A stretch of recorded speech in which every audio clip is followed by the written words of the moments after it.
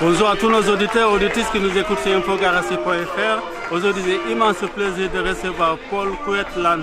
Paul Coetland, bonjour. Bonjour. Expliquez-nous un peu, c'était difficile au début du match. Ouais, une première mi-temps avec beaucoup d'indiscipline de notre part. Voilà, on se fait sanctionner presque une dizaine de fois et il prend tous les points quasiment au pied. Donc un début de match qu'on s'est rendu vraiment compliqué en faisant des fautes. Mais voilà, on s'est pas excité. On s'est pas excité et c'est ça qui nous a fait la force sur la deuxième mi-temps. Où, voilà, on a su répondre dans l'agressivité plus qu'en première mi-temps et c'est ce qui nous fait gagner le match sur cette dernière pénalité en coin. Merci l'ancien, on va dire ça comme ça. C'était difficile. Ouais, gros match. Valence d'Agen, c'est une belle équipe de fédéral. Voilà, le week-end dernier, on a commencé le championnat avec une victoire. À l'extérieur, on voulait commencer ici à Anglet sur nos terres avec une victoire, c'est fait. Maintenant, voilà, on va continuer sur cette dynamique qui est très, très positive malgré une mauvaise première mi-temps. Vous qui avez connu le haut niveau avec Biarritz Olympique, est-ce que vous vous rappelez votre premier essai à Biarritz Olympique? Ouais, bien sûr, je me rappelle de mon premier essai sur les couleurs rouge et blanc et je vais me rappeler aussi de ce premier essai en couleur bleu et blanc à Garassi, qui est quand même une terre qui est de terre de rugby que je respecte grandement et c'est sûr que ça fait du bien de marquer des essais. J'espérais en marquer un autre ici, aujourd'hui j'ai pas réussi mais bon, peut-être le coup d'après.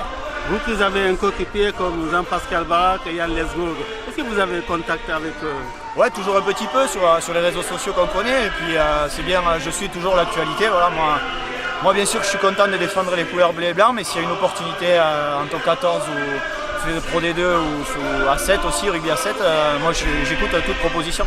Après vous êtes blessé, c'est ça qui a un peu freiné votre carrière internationale. On va dire que la saison dernière, il y a eu des décisions d'entraîneurs qui sont à respecter ou pas d'ailleurs, et c'est comme ça, voilà, maintenant, moi je m'épanouis ici, je prends du plaisir à jouer au centre, je peux continuer à l'arrière aussi, mais c'est vrai que je prends du plaisir à jouer sous les couleurs d'Anglet. Oui. Je vais vous faire quelques propositions, vous allez me dire si vous aimez ou vous n'aimez pas. Vous préférez Biarritz ou Bayonne? Ah bien sûr Biarritz, parce que j'y ai grandi et j'ai fait mes premières armes là-bas. Vous préférez Moléon ou Nafarroa?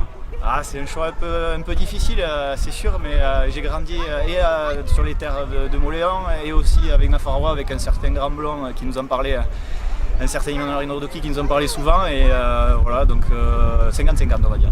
Qu'est-ce qu'on peut vous souhaiter? Ah, ben, du bonheur sur les terrains parce que voilà, maintenant c'est sûr que le rugby des fois c'est un peu difficile sur des saisons pour certains joueurs, moi le premier, mais il y en a plein d'autres dans mon cas. Et, voilà, prendre du plaisir, c'est surtout le chef-mot. Je voulais vous remercier pour votre disponibilité et votre gentillesse. Vous êtes très sympa et merci d'avoir accepté notre invitation. Merci. Vous pouvez dire Mileshker? Mileshker Anis. Merci beaucoup. Et merci Serre.